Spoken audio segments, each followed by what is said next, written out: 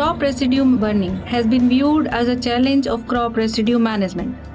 Every year, around 60 megaton of paddy residue is burnt openly to prepare the field for next crop, and two states, Punjab and Haryana, contribute to 48% of total emission across India. Huge amount of air pollutant gases like carbon dioxide, carbon monoxide, nitrogen dioxide, and methane are released, which adversely affect the human health as well as our environment. Biochar can be a sustainable solution to crop residue burning and soil health enhancement. Biochar can be made by the process called pyrolysis, which involves heating organic material under limited oxygen supply. Biochar is a charcoal-based carbon-rich material that is used as a soil amendment. It can be made from a wide variety of biomass such as woods, leaves, rice husk, and organic manure. Biochar has number of benefits. It results into improved soil fertility and better crop yield. Due to its porous structure and large surface area, it is home for beneficial microbes.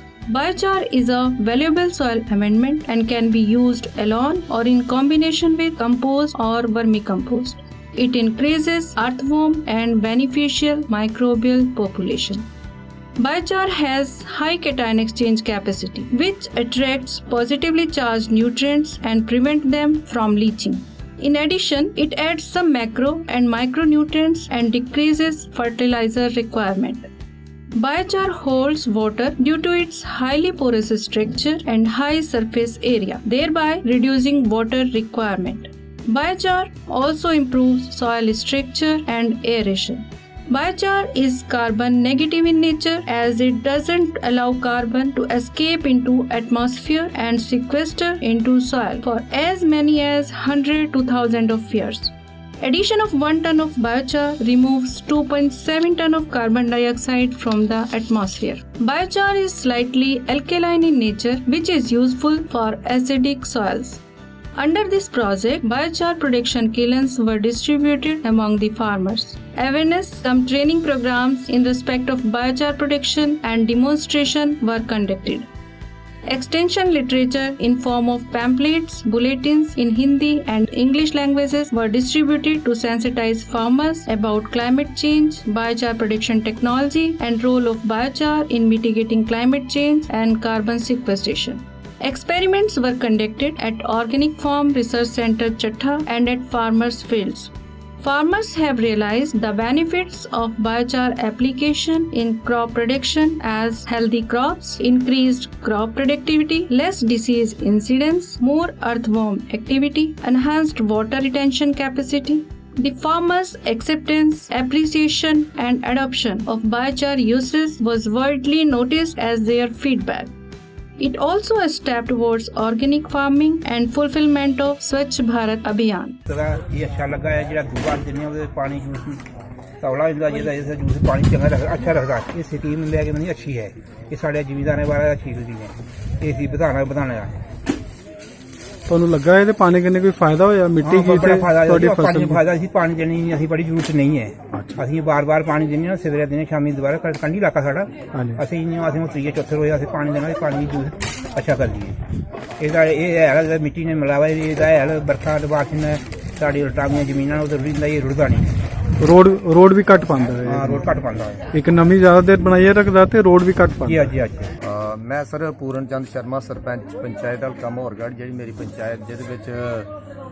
Sir under NABARD they through और जिहड़ा सुपास साडा department है जिहड़ा agriculture university जिहड़ी है साडी नवां शहर RS कोड़ा उनके थ्रू जिहड़ा प्रोजेक्ट मेरी पंचायत दे विच चलिया हा ਉਹਦੇ ਵਿੱਚ ਖਾਸ ਕਰੀਏ ਜਿਹੜੇ ਡਾਕਟਰ ਅਬਰੋਲ ਔਰ ਡਾਕਟਰ ਮੈਡਮ ਪਿਊਸ਼ ਔਰ ਉਹਦੇ ਕਨੇ ਸਾਡੇ ਜਿਹੜੇ ਨਵਾਰਡ ਦੇ ਜਿਹੜੇ DDMA ਹੈ ਸਾਡੇ ਸ਼੍ਰੀ ਸੁਰਿੰਦਰ ਜੀ ਔਰ ਮੈਂ ਇਹਦਾ ਬੜਾ ਸ਼ੁਕਰੀਆ ਅਦਾ ਕਰਨਾ ਕਿ ਇਹਨੇ 2014-15 ਦੇ ਵਿੱਚ ਸਾਡਾ ਇਹ ਪ੍ਰੋਜੈਕਟ ਜਿਹੜਾ ਇੱਥੇ ਆਣੀ ਹੈ ਇਹਨੇ ਇੰਪਲੀਮੈਂਟ ਕੀਤਾ ਸਟਾਰਟ ਕੀਤਾ ਮੇਰੀ ਪੰਚਾਇਤ ਮੋਹਰਗੜ੍ਹ ਦੇ ਵਿੱਚ ਜਿਹੜਾ ਸਾਡਾ ਕਨਸੈਪਟ ਆ ਬਾਇਓਚਾਰ ਦੇ ਉੱਪਰ ਜਿਹੜਾ ਲੋਕਾਂ ਦੀ ਇੱਕ ਨਵੀਂ ਜਿਹੜੀ ਨੋਵਲਟੀ ਜਿਹੜੀ ਲੋਕਾਂ ਦੇ ਵਿੱਚ ਲਾਣੇ ਵਾਸਤੇ ਇੱਕ ਗਵਰਨਮੈਂਟ ਨੇ ਜਿਹੜੀ ਤੁਹਾਡੇ ਥਰੂ ਸਾਡੇ ਲੋਕਾਂ ਦੇ ਵਿੱਚ ਆਈ ਹੈ ਇੱਥੇ ਇੱਕ ਅਵੇਅਰਨੈਸ ਕੈਂਪ ਕੀਤੇ ਔਰ ਉਹਦੇ ਬਾਅਦ 'ਚ ਇੱਕ तुसें बड़ा बड्डा एक साढ़े आस्तै फैसला एह् कीता कि इ'नें लोकें गी अस एक नमीं चीज़ देचै कि ताकि जेह्ड़ी अज्ज इस जमाने दे बिच, इस युग दे बिच और इस टाइम दे बिच बमारियां दा जेह्ड़ा बड़ा काफ़ी प्रकोप जेह्ड़ा होआ करा दा, लोग जेह्ड़ा एह् फर्टिलाइजर जेह्ड़ा DAP वगैरह यूरिया इस्तेमाल करदे न,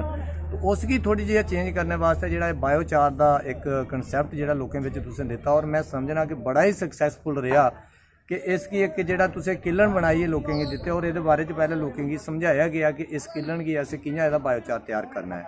तो एह्दे बिच जेह्ड़ा तुसें लोकें गी दस्सेआ कि इक ते कोई एह्दे बिच पैसा नहीं लगदा है, ना एह्दे बिच कोई ज़्यादा मेहनत है, क्योंकि अपना गै जेह्ड़ा मतलब माल मवेशी अग्गुआं जेह्ड़ा साढ़ा कूड़ा कड़क बचे दा होंदा है, वेस्ट जेह्ड़ा मटीरियल है, उसी अस ओह्दे बिच पाइयै और लोकें गी दस्सेआ कि इस तरीके कन्नै इसगी असें इस्तेमाल करना। जियां तुसें लोकें गी सनाया ओह्दी जानकारी दित्ती है कि इसगी थल्ले दा जेह्ड़ी थोड़ी जी अग्ग लाई है और उसदी जेह्ड़ी जियां सर अस पैह्ले दिखदे रेह् कि अस इक जमीन दे बिच अग्ग जलांदे होंदे हे और उस अग्ग जलने आह्ली जगह दे बिच फसल बड़ी अच्छी होंदी ही, दूई जगह जेह्ड़ी फसल नहीं होंदी आई, ओह्दा ही एक हिस्सा है। लेकिन इसगी जेह्ड़ी अस कार्बन डाइऑक्साइड जेह्ड़ी साढ़ी ओह् बाहर जंदी ही, उसगी रोकने वास्ते और उसगी रोकियै असें जेह्ड़ा ओह्दे बिच गै उसगी जज़ब कीता और ओह्दे बिच ही ओह् जेह्ड़ा रेहा है। तो उस दे कन्नै जेह्ड़ी एह् बायोचार जेह्ड़ी साढ़ी त्यार होई है और इसगी लोकें इस्तेमाल कीता और इस्तेमाल करने दे बाद च इक लोकें दे बिच बड़ी खुशी एह् होई कि उ'नें इसी इस्तेमाल करने दे बाद दिक्खेआ कि जेह्ड़ी उं'दी सब्जी जां जेह्ड़ी कुसै ने फसल दे बिच लाई है, बड़ी खुशी कन्नै अज्ज तुहाडे सामने भी अपने ओह् बयान जेह्ड़े जाहिर करा दे हे कि असें एह्दा किन्ना फायदा और बहुत ही अच्छी चीज़ है। और दूआ इक चीज़ लोकें एह् बी दस्सी है एह्दे कन्नै कन्नै कि जित्थें उ'नें दूई फसल लाई दी ही बगैर बायोचार दे और जित्थें बायोचार आह्ली लाई दी ही, क्योंकि उसने उसकी ड्राट इस्तेमाल नहीं होया, जेह्ड़ी दूई फसल ही ओह् जेह्ड़ी है ओह् सुक्की गई, लेकिन एह् हरी रेही है। तो एह्दे आस्ते ने लोकें दी तरफा दा और मैं अपनी तरफा दा भी तुहाडा बड़ा सर शुक्रिया करना, शुक्रगुजार हाँ। और खास करियै साढ़े नबार्ड दे जेह्ड़े DDM साहब न सुरिंदर जी और डॉक्टर पीयूष जी, डॉक्टर अबरोल जी, कि जिन्हें टाइम अपना कीमती टाइम कड्ढी और टाइम बे टाइम साढ़े लोकें बिच आई है, तो लोकें गी एक अवेयर किया और लोकें गी दस्सेआ। और एक साढ़ा जेह्ड़ा मोहरगढ़ एरिया है, बड़ी रिमोट पंचायत और दूर दराज दे इलाके ने एह्दे बिच जेह्ड़े पौंदे न, मोहरगढ़ कुमी कठाड़ बिच जाइयै भी तुसें लोकें गी अवेयर किया और बड़ा पिछड़ा इलाका है, इत्थै आम आदमी दे जाने आस्तै बड़ी मुश्किल होंदी है, अफसर लोकें दा जाना ते सर बड़ा मुश्किल है, लेकिन तुसें उसदे बावजूद भी मैडम होरें कई बारी उप्पर पैदल भी थोड़े चली है तो लोकें गी अवेयर किया और लोकें वास्ते एक बड़ी अच्छी चीज़ लैंदी है और लोग इसकी बड़े अच्छे तरीके कन्नै इस्तेमाल भी करा दे। बायोचार एक ऐसी टेक्निक है जिसके तहत हम एग्रीकल्चरल वेस्ट मटेरियल है उसको एनारोबिक कंडीशंस में बर्न करते हैं और इससे जो रेजिडुअल मैटर आता है, जो खाद आती है, वो कार्बन रिच होती है और उसकी एक बहुत अच्छी खासियत ये है कि वाटर रिटेंशन कैपेसिटी उस सॉइल की बहुत बढ़ जाती है। जहाँ पे ये खाद हम अप्लाई करते हैं वहाँ कोई इंसेक्टिसाइड, कोई पेस्टिसाइड अप्लाई करने की ज़रूरत नहीं पड़ती। और इस दिशा में नाबार्ड और स्कॉच जम्मू ने मिलकर एक प्रोजेक्ट स्टार्ट किया है। डिस्ट्रिक्ट सांबा की मोहरगढ़ पंचायत को हमने इसके लिए चुना था। वहाँ पे 7 विलेजेस हैं जिसमें ये खाद किस तरह से बनाई जानी है और किस तरह से उसको अप्लाई करना है, उससे रिलेटेड फार्मर्स ट्रेनिंग प्रोग्राम किए गए हैं। किसानों को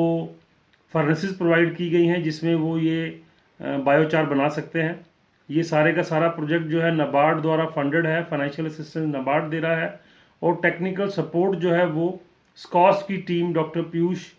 और उनकी जो टीम है वो इसमें सारी टेक्निकल सपोर्ट प्रोवाइड कर रहे हैं।